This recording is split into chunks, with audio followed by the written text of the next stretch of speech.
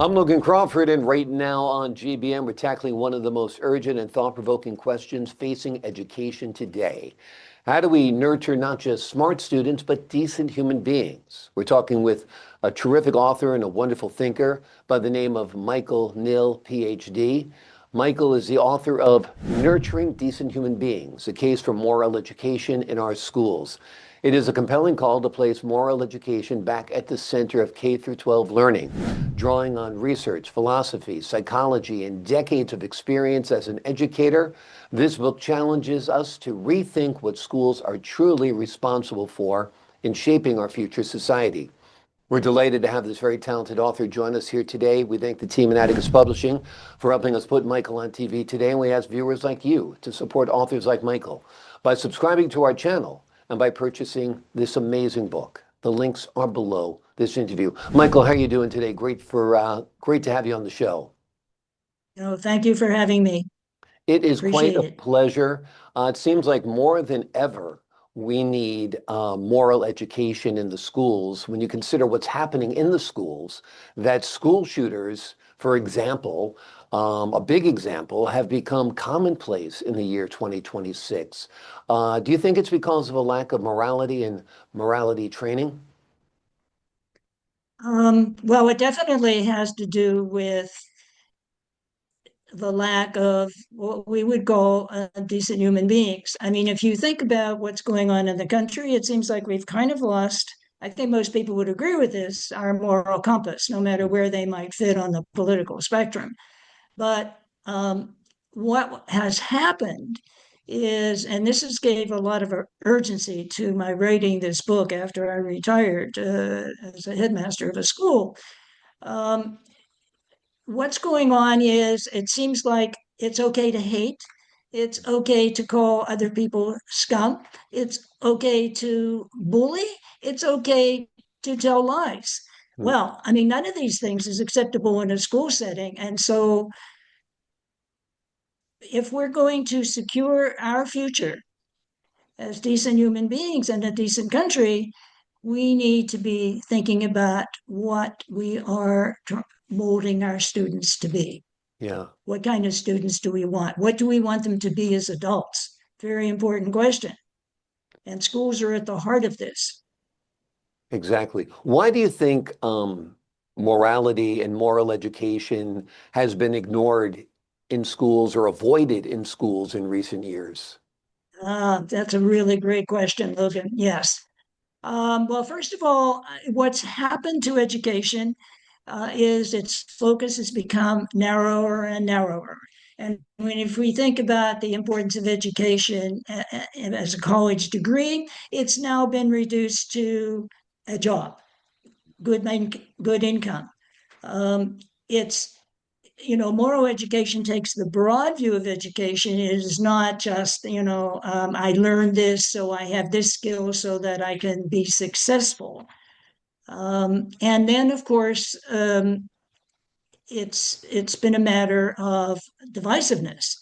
Once we start talking about the moral dimension, people are saying, well, who says what's right morally?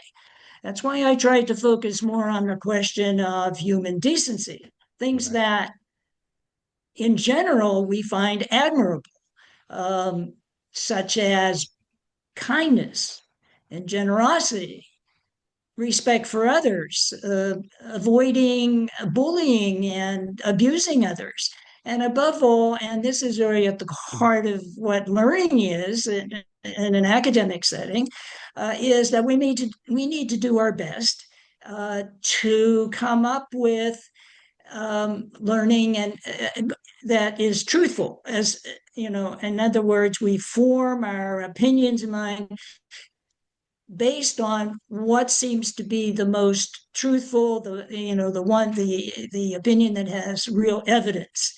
And we are losing sight of so much of that as we focus just on education, as if an educator is just there to pump the students up with a bunch of facts, and completely neutral, as if schools are not hotbeds of value. Right. Everything almost a school does is it has a value connotation. Right, right. Absolutely. And like you said, it That doesn't makes have to sense. be a matter of being divided by religion. I mean, I think that people are afraid of religion being injected into all of this. Morality is morality. I mean, I think the Judeo-Christian Islamic traditions all have common ground where they believe stealing is wrong, killing is wrong, adultery is wrong, and so forth and so on, right? This is a very important point. Um, when we talk about moral education, it's not the attempt to bring in religion in the sense of, the particular views that religion may have that sort of go beyond what we agree upon as being moral. And the common ground here is those admirable qualities I was talking about: Mhm. honesty, integrity, generosity, kindness. They transcend any particular religious sect. And also, even if one does not have religious beliefs, um, morality is still valid. And all of these qualities are still admirable. Absolutely, absolutely. And like I said, universal. Most people agree that this is common ground. Our laws are built not necessarily on religion, but on ethics and morality, right? What's acceptable Yes, behavior, what's yes. I mean, unacceptable behavior.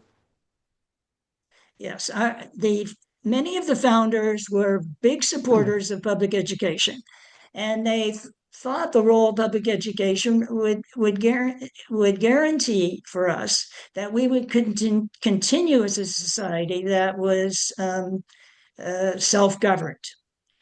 And we kind of lost sight of that also.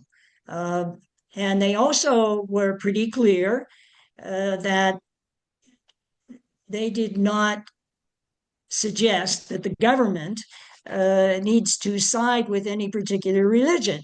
They made it a society in which we are free to express our views according to the religion that we have or we don't have. Yeah, it's And also, they a seem to lot make a of people distinction. just Go, I'm sorry. no. Go ahead. Well, I, I mean, yeah, no, go ahead, I was going Logan. to say they seem to I make a didn't mean to interrupt. distinction between free religion and religious free. I mean, so there can be there's all religion should be allowed to be practiced. They weren't trying to push or create a completely secular society either.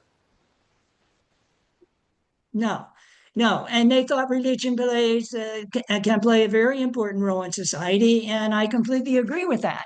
I mean, first of all, religion teaches us to think about things in an eternal light.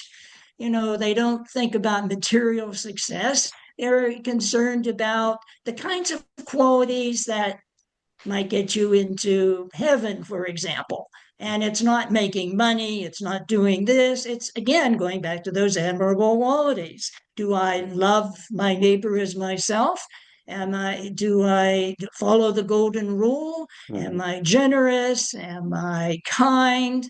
All of those things. So moral education goes along with what you just said, with the common denominators in religion, Yeah, not with any particular religion, but the common denominators. It's very compatible. absolutely. How do you feel teachers can approach moral education without fear of backlash?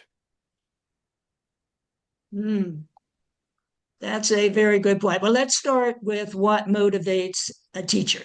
Hmm. Um, when teachers go into teaching, they're passionate about their subject and caring about students to develop academic skills. But if you dig deeper, in my experience, with what is motivating teachers, it's broader than that. They are really concerned that their students develop skills and abilities and dispositions that will allow them to be have lead worthwhile lives. Hmm. To be again those decent human beings that we all need and should be aspiring to. That is underneath it. That is when you talk with them, they may not put it in that language, but that's what's going on. Um, getting back to your point, are they free to do that now? I think within the context that I map out Mhm. in my book, they will be okay. But sometimes you're wondering whether, I mean, the way some people were talking, whether, just even common human decency and empathy is somehow too woke, or somehow it's the wrong political stance. Right. This is not a political matter. This is a matter of what defines a decent human being, in my opinion. Exactly. As we talk about this, I think back to my childhood and some of the role models that we had and how um, ethics, morality, civility was emphasized more. For example, whenever you picked up a highlights magazine, there was a little cartoon in there, Goofus and Gallant. Do you remember that? Goofus did everything No. wrong and Gallant did everything right. And they tried to show you that there's a proper way of like standing when someone enters the room, opening the door for others, just a polite protocol for behavior. And I think that's been pushed out. I mean, I think there's such a fear of making it religious that, like you said, these commonalities, this common ground, these common denominators have been ignored. Mm. Yeah, I think there are two things going on here. One is um, schools themselves, the institutions themselves, are not talking about moral education in the sense that we are talking about it. Mhm. They are completely quiet on it. They are the ones that seem to be afraid. The administrators, the teachers are going to be going in the classroom and they're going to be doing their thing. They care about their students and they care about what they're going to be as adults. Um, the important thing is to get each school, committed to this broader purpose of education. And again, being careful that it is not pushing any particular religion, but the common grounds, how we understand decency. Um, and so a lot of the book is about how schools can, overall as an institution, help this along, help the teacher. Is the teacher going to be supported in these things? And when you think about a school environment, uh, so many things have moral connotations. I mean, you come in as a kindergarten student. Well, okay. So no doubt, many of them are very curious about, learning and new things, but they have no discipline, right? They're all like into themselves. They're Yeah. completely egocentric.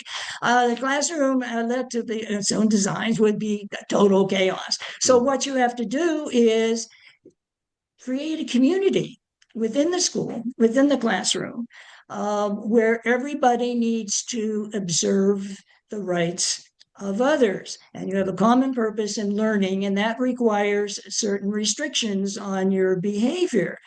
And probably the best way to do this, even at the kindergarten or first grade level, is to have the students come up with a set of guidelines about how their classroom should be run, what should be done. And as they go along and farther, things get more complicated. There's bullying. There's what's going on in the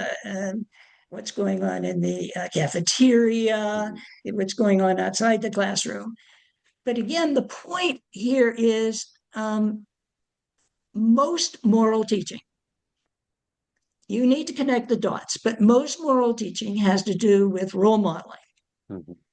You inspire students. This is what, educators have transformed lives. They inspire lives, and their behavior, the way they interact with administration, the way the administration reacts with them, the way they react with cafeteria workers, how Yeah. cafeteria workers, the whole institution Yeah. needs to be consistent and on board with these messages about, again, standards of decency. Yeah. Absolutely. Before we leave you today, let me just ask you this. When educators, policymakers, and parents turn the last page of your book, what do you hope the takeaway is? That they will see, they've always recognized that the future belongs to the children. It's how they're going to grow up. They're going to replace, that's the future of the society. And I think almost everybody now, no matter where they stand on the political, religious spectrum, is seeing we are not in a good place. So, what I am hoping is that the book will encourage, it's like a national call to action. Maybe I don't have everything right about exactly how you would go about this, Mhm. but the important thing is that the conversation gets started and schools get recognized for what they do. And it's not just pumping kids full of information. Absolutely. They're not Peking ducks ready to be force-fed with information. They need to be nurtured as loving, civil, moral, ethical human beings. And I think your book makes a great point of that and is a wonderful conversation starter and beyond. The name of the book is Nurturing Decent Human Beings, a case for moral I education in have our schools. And there it there, is yes, right a there. notice of decency and moral education. Mhm. These are the topics. Absolutely. It is a powerful and timely call to rethink the true purpose of education in shaping our future. Doctor, thank you so much for joining us here today. It was my pleasure. Great Thank having you you. on the show. To the folks at home, I'm Logan Crawford for the Global Book Network. So long for now.